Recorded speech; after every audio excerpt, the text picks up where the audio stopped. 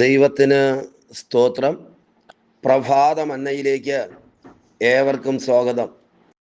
ഈ നല്ല പ്രഭാതത്തിലും ദൈവത്തിൽ നിന്ന് പുതിയ മന്നയെ പ്രാപിച്ചുകൊണ്ട് അനുഗ്രഹത്തോടെ മുന്നേറുവാൻ കർത്താവ് നമ്മെ ബലപ്പെടുത്തട്ടെ. ഈ രാവിലെയുള്ള ചിന്തയ്ക്ക് വേണ്ടി ഹബക്കൂക്ക് പ്രവാചകന്റെ പുസ്തകം 3-ാം അധ്യായം 19-ാം വാക്യം വായിക്കുന്നു. ഹബക്കൂക്ക് 3:19.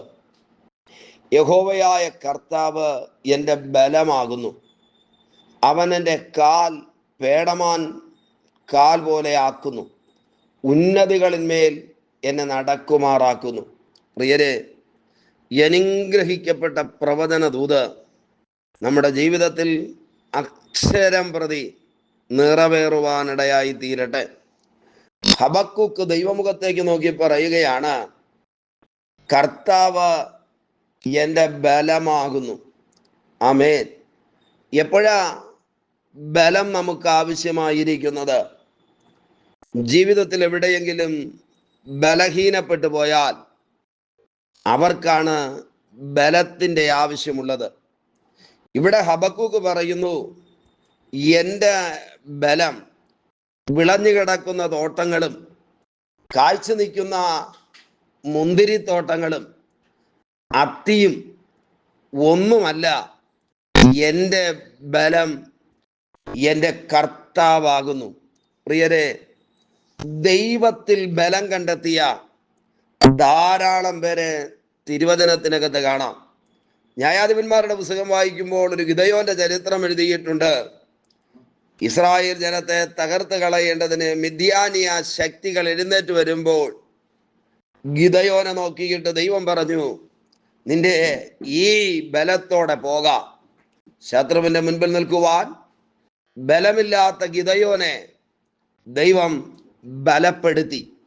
അങ്ങനെയാണെങ്കിൽ ഇന്ന് പ്രഭാതത്തിൽ ജയിക്കുവാൻ കഴിയാത്ത പ്രതികൂലങ്ങൾ ജീവിതത്തിന് നേരെ വന്നിട്ട് ബലം മുഴുവനും ചോർന്നു പോയ ആരെങ്കിലും ഈ സന്ദേശം ശ്രദ്ധിക്കുന്നെങ്കിൽ, ലോകത്തിലേക്ക്, മനുഷ്യനിലേക്ക്, പണത്തിലേക്ക്, സാഹചര്യത്തിലേക്ക് നോക്കി ബലം ഏതെങ്കിലും വ്യക്തികളിലോ ഏതെങ്കിലും ഇടങ്ങളിലോ കണ്ടെത്തുവാൻ ശ്രമിക്കാതെ ദൈവത്തിൽ നിന്ന് ബലമേറ്റെടുക്കേണ്ടതിന് ദൈവകരങ്ങളിലേക്ക് ഏൽപ്പിച്ചു കൊടുക്കാമോ? ഇതാണ് ഈ വാക്യം പറയുന്നത്, യഹോവയായ കർത്താവ് എൻ്റെ ബലമാകുന്നു. എന്താ ഇവിടുത്തെ സാഹചര്യം? എന്തുകൊണ്ടാണ് ഇങ്ങനെ പറയാനായി കാര്യം? 17-ാം വാക്യത്തിനകത്ത് എഴുതിയിരിക്കുന്നു, അത്തിവൃക്ഷം തളിർക്കയില്ല, മുന്തിരിവള്ളിയിൽ അനുഭവം ഉണ്ടാകയില്ല, ഒലിവ് മരത്തിന്റെ പ്രയത്നം നിഷ്ഫലമായി പോകും, നിലങ്ങൾ ആഹാരം വിളയിക്കയില്ല, ആട്ടിൻകൂട്ടം തൊഴുത്തിൽ നിന്ന് നശിച്ചു പോകും, ഗോശാലകളിൽ കന്നുകാലികൾ ഉണ്ടായിരിക്കയില്ല എന്ന് പറഞ്ഞാൽ എല്ലാം തകർന്ന് തരിപ്പണമായി കിടക്കുന്ന, എവിടോട്ട് നോക്കിയാലും പ്രത്യാശയില്ലാത്ത, ഏത് വിഷയത്തിനകത്ത് ഇടപെട്ടാലും പ്രതിസന്ധികൾ മാത്രമെന്ന് പറയുന്ന നിരാശാജനകമായ സാഹചര്യം. അതാണ് ഇവിടെ എഴുതിയിരിക്കുന്നത്. അത്തി, മുന്തിരി, ഒലിവ് ഇതൊന്നും ഫലമില്ലാതായി പോകുന്ന അവസ്ഥ. പ്രിയരെ, ഫലമില്ലാതായി പോയാൽ പതുക്കെ പതുക്കെ പട്ടിണിയിലേക്ക് പോകും.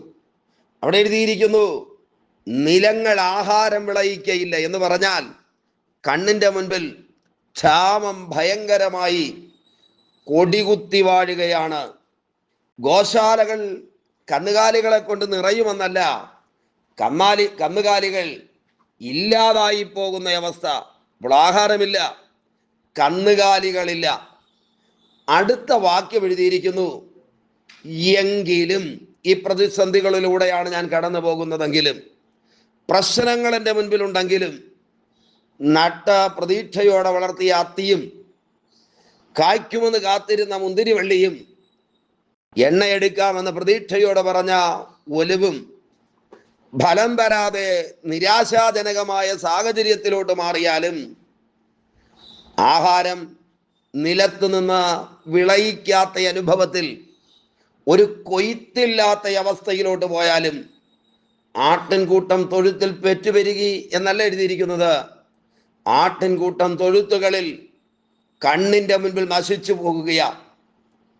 ബൈബിൾ പറയുന്നു, എങ്കിലും ഈ പ്രതിസന്ധികൾ ഉണ്ടെങ്കിലും ഞാൻ യഹോവയിൽ ആനന്ദിക്കും, എൻ്റെ രക്ഷയുടെ ദൈവത്തിൽ ഘോഷിച്ചുല്ലസിക്കും. എങ്ങനെയാ അതിന് കഴിയുന്നത്? അതിൻ്റെ മറുപടിയാണ് 19-ാം വാക്യത്തിനകത്ത് പറയുന്നു, അത്തിയും മുന്തിരിവള്ളിയും ഒലിവും ഗോശാലയിൽ നിൽക്കുന്ന മൃഗങ്ങളും അല്ല എൻ്റെ ബലം. ഇതെല്ലാം എൻ്റെ ജീവിതത്തിൽ എൻ്റെ അനുഗ്രഹത്തിന് വേണ്ടി, നന്മയ്ക്ക് വേണ്ടി, സന്തോഷത്തിന് വേണ്ടി, ഉപജീവന മാർഗത്തിന് വേണ്ടി, എൻ്റെ ഉയർച്ചയ്ക്ക് വേണ്ടി ദൈവം എനിക്ക് തന്നതാണ്.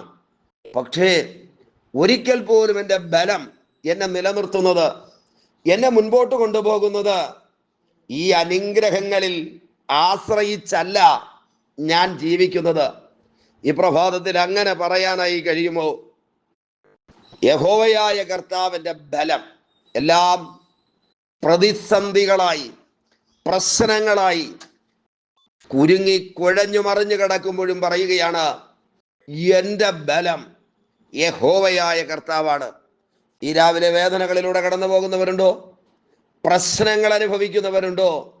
ഈ തിരുവചനം ഏറ്റെടുത്ത് ദൈവത്തോട് പറ, എൻ്റെ ബലം പണമല്ല, എൻ്റെ ബലം എൻ്റെ കൂടെ നിൽക്കുന്ന മനുഷ്യരല്ല, എൻ്റെ ബലം എൻ്റെ ജോലിയോ, എൻ്റെ ആരോഗ്യമോ, എൻ്റെ സൗന്ദര്യമോ, എൻ്റെ കഴിവുകളോ അല്ല, എൻ്റെ ബലം ദൈവത്തിലാണ്. അവിടെ എഴുതിയിരിക്കുന്നു, എൻ്റെ ബലം ദൈവത്തിലായതുകൊണ്ട് ഈ വലിയ നഷ്ടങ്ങൾ വന്നാലും അവൻ എൻ്റെ കാൽ പേടമാൻ കാൽ പോലെയാക്കുന്നു. എന്ന് പറഞ്ഞാൽ കുന്നുകളുടെ മീതെ ഓടിക്കയറുവാൻ, പാറപ്പുറത്ത് കുതിച്ചു നടക്കുവാൻ തക്കവണ്ണം ബലമുള്ള പേടമാന്റെ കാല് പോലെ എൻ്റെ ജീവിതത്തെ ആക്കുന്നു. എപ്പോഴാ? അത്തി തളിർക്കാതിരിക്കുമ്പോൾ, മുന്തിരിവള്ളിയിൽ അനുഭവമില്ലാതിരിക്കുമ്പോൾ, ഒലിവ് വൃക്ഷത്തിന് വേണ്ടി ചെയ്തത് നിഷ്ഫലമായി പോകുമ്പോൾ, കൂട്ടത്തോടെ തൊഴുത്തിൽ കന്നുകാലികൾ നശിച്ചു പോകുമ്പോൾ, ആമേൻ, എൻ്റെ കാലുകളുടെ ബലം ക്ഷീണിച്ചു പോകത്തില്ല, ഞാൻ ആടിപ്പോകത്തില്ല, കുഴഞ്ഞു പോകത്തില്ല, പിന്മാറ്റത്തിൽ പോകത്തില്ല. എന്താ കാര്യമെന്നറിയാമോ? ഞാൻ ബലം കണ്ടെത്തിയത് ഈ ഭൗതിക നന്മകളിലല്ല, അതിനേക്കാളൊക്കെ ഉപരി ഞാൻ ബലം കണ്ടെത്തിയത് യഹോവയിലാണ് ബലം കണ്ടെത്തിയത്. അതുകൊണ്ട് എന്താ സംഭവിക്കുന്നത്? ഈ പ്രശ്നങ്ങൾ ഉള്ളപ്പോൾ തന്നെ എൻ്റെ കാലിന് പേടമാൻ കാല് പോലെയാക്കും. പ്രിയരെ, ചിലത് ഓടിക്കയറുവാൻ, ചിലതിനെ ചാടിക്കടക്കുവാൻ ഒരു പുതിയ ബലം ഈ ഓഗസ്റ്റ് മാസത്തിന്റെ ആരംഭ ദിവസങ്ങളിൽ പരിശുദ്ധാത്മാവ് ചിലർക്ക് നൽകി തരട്ടെ. അതുകൊണ്ട് ആ വാക്യത്തിനകത്ത് എഴുതിയിരിക്കുന്നു, ഉന്നതികളിന്മേൽ എന്നെ നടക്കുമാറാക്കുന്നു. ആമേൻ.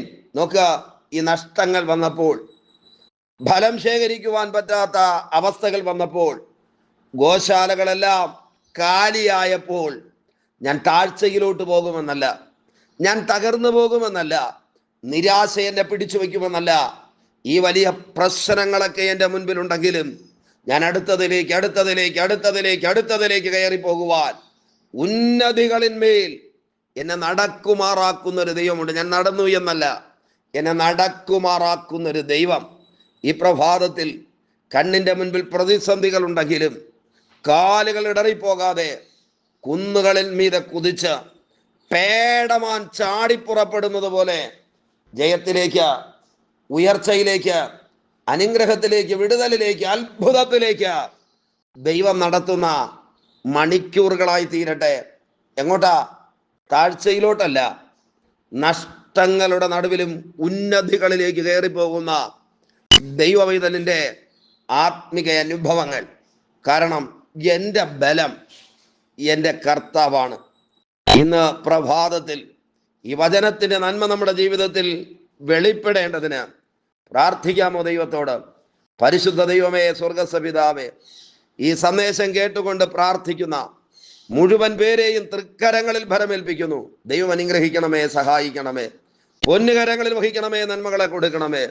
കൃപയുടെ കരങ്ങളിൽ വഹിക്കും അധികാരമുള്ള യേശുവിൻ്റെ നാമത്തിൽ പിതാവേ, ആമേൻ, ആമേൻ. Okay, God bless you. ദൈവമായ കർത്താവ് എല്ലാവരെയും ധാരാളമായി അനുഗ്രഹിക്കട്ടെ. ആമേൻ, ആമേൻ.